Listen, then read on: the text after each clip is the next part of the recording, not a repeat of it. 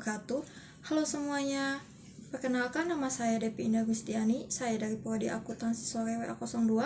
Di sini saya akan memberikan tanggapan mengenai tentang konsep umum perpajakan Indonesia yang telah dijelaskan oleh dosen saya, Bapak Paujan MS. Perpajakan Indonesia merupakan sebuah sistem yang kompleks dan terus berkembang. Memahami konsep umumnya penting bagi setiap warga negara untuk memenuhi kebutuhan dan haknya terkait pajak. Berikut adalah beberapa tanggapan terhadap aspek penting dalam konsep umum perpajakan di Indonesia. Fungsi pajak. Pajak memiliki dua fungsi utama, yaitu fungsi fiskal. Pajak menjadi sumber pendapatan negara yang digunakan untuk membiayai berbagai program pembangunan dan pelayanan publik.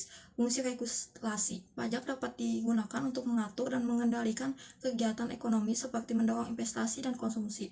Jenis-jenis pajak di Indonesia terdapat dua jenis pajak utama. Pajak pusat dipungut oleh beberapa perintah dan meliputi berbagai jenis pajak seperti pajak penghasilan PPH, pajak pertambahan nilai PPN, pajak penjualan atas barang dan mewah, PPMB, dan bea materai. Pajak daerah dipungut oleh pemerintah daerah dan meliputi pajak hotel, pajak restoran, pajak hiburan, dan pajak reklame dan pajak bumi dan bangunan PBB.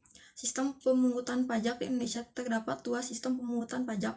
Official Assessment, petugas pajak menghitung dan menegaskan jumlah pajak yang terutang kepada wajib pajak. Slave Assessment, wajib pajak sendiri yang menghitung dan melaporkan jumlah pajak yang terutang kepada Siskus. Kewajiban dan hak wajib pajak.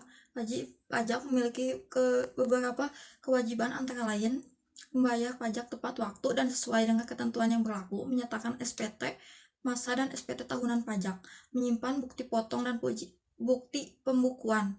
Wajib pajak juga memiliki beberapa hak, antara lain mendapatkan informasi dan edukasi tentang perpajakan, mengajukan keberatan dan kebandingan atas surat ketetapan pajak, pengajuan permohonan restitusi pajak.